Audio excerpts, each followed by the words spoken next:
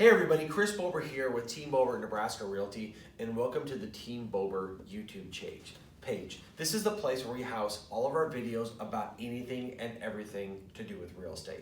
So if you would please, if you're over here, would you please go ahead and click the subscribe button? That way you get to see our videos first. And then if you want to, you can click the notifications button, and that'll notify you every time we put a video up. We do one about once a week, and I promise you're really gonna like what we have to say. So, within our videos and within our marketing, our mission is to educate and empower our clients to help them make great real estate decisions. And we promise to provide current and valuable information to help consumers understand the real estate market and process so they can effectively navigate the marketplace. Today we're going to be talking about the numbers, right? I love knowing the numbers. I'm a math and engineering guy. Know the numbers today. We're talking about the absorption rate. You're probably thinking, what the heck is the absorption rate and why the heck do I care about it? That's what we're going to talk about today. All right, the absorption rate is a very important statistic. Today we're going to talk about what exactly the absorption rate is, how it's calculated, and of course, why is it important to you. So, the absorption rate by definition really is the rate at which homes are selling in a specific area. It's measured in months. So when you see an absorption rate as a number, that's how many months of inventory you have. And it is the current inventory divided by the speed of the market. So it's not just the speed of the market, but it takes into account the demand and the number of homes or properties that have sold over a given period. It pretty much measures supply versus demand. All right, absorption rate basically is how long it will take to exhaust the current inventory based on the most recent demand, okay? So it basically is the number of sales over the past 12 months, and you get a monthly average. Then you take that average sales per month and you divide them by the current amount of listings or properties that are available for sale. In the end, you get the absorption rate. Of course, it comes out as a number, but that number is really months of inventory. Okay, to define it a little bit further, when that number comes out, it kind of puts it into a category. And that category is either going to be a seller, a buyer, or a balanced market. It's kind of defining the market, at least in generalities. If it's around 6 months, anywhere between 6 months plus or minus 30 days, that really is a balanced market. That's where the buyers and the sellers, neither of them have an advantage. If it's 5 months or less, that means the inventory is less than the buyer's demand. Usually sellers have an advantage in those situations. They can get better prices and better terms. And of course, if it's 7 months or more, then you're in a buyer's market. Buyers can come in and maybe get a little bit better price, get more favorable terms. So let's go into this a little bit more. This is a graph that I showed here from this spring. It showed how more than 70% of the sales were below $250,000, although many of the listings are actually above $250,000. That's why absorption rates are going to be a little bit extreme in these price ranges. So let's kind of look at, by each price point, how these absorption rates play out. I'm going to take two kind of extreme price points. The first one is going to be below $250,000. Then we're going to go reach out a little bit farther and talk about the above $500,000 market and show the difference between them.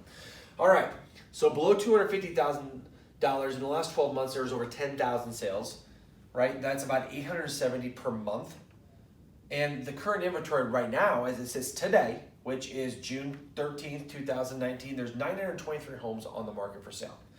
If you divide that by the average sales per month, we only have 1.05 months of inventory. That is extremely low based upon the demand. It's way low, less than 6 months. So we have an extreme seller's market. That's why all the stories, all the news you've been reading about, anything below $250,000 is selling in hours, days. Man, that's because the absorption rate is 1.05. I don't know if I've ever seen it that low. It's kind of crazy. Let's look at kind of the other side of the coin. Above $500,000 is definitely a different market. There's less properties and less people who can afford that. But there was 449 sales in the past 12 months, and that's about 37 per month. The current inventory is only 324 homes. Divide that out, you get 8.75 months of inventory. That's, of course, greater than 6 months, greater than 7 months. That's a buyer's market. So if someone's looking to buy a house, $500,000 or above, the buyers have the advantage because you're inside of a buyer's market. Now I put this little kind of graphic up here. I hope it plays. Of course, maybe it won't go ahead and do it. But basically, whoop-de-doo, what does it all mean, right? If I can push the thing here, make it play. Whoop-de-doo, what does it all mean, Of course, I showed you just a bunch of numbers and a bunch of jargon. You're probably saying, what the heck does it mean, and why do I even care about this?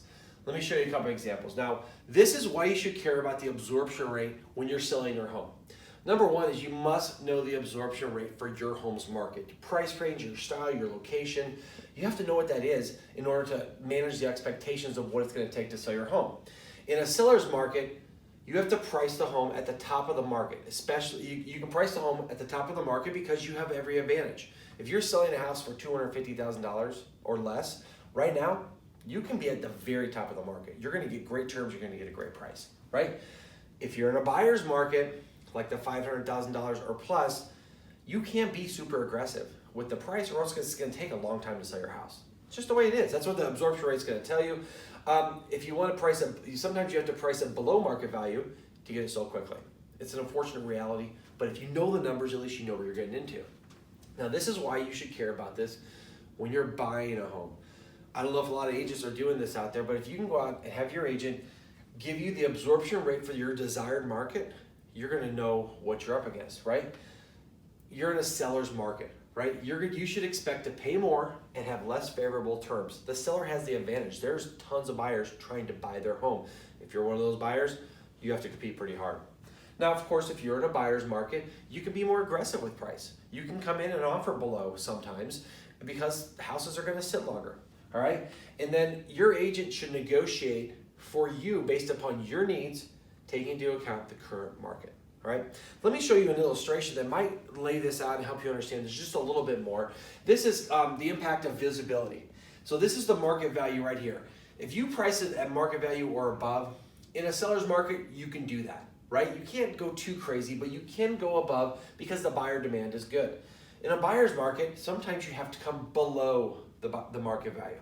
Now here's an example of a property, maybe that's going to be in a buyer's market. Sometimes it's hard to understand. Let's just say that you're $500,000 and above. So your absorption rate is 8.75. It's a buyer's market. And I tell you that your house based upon comparable sales is worth $600,000.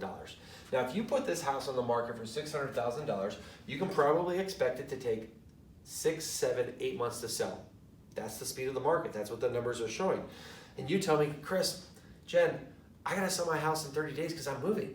Well, then we need to get realistic and start pricing your house below market value to position yourself better than the rest of the market. That's the kind of mentality you have to take when it comes to selling houses when you know the absorption rate, okay? There's just an example. You should definitely be asking your agent about these things.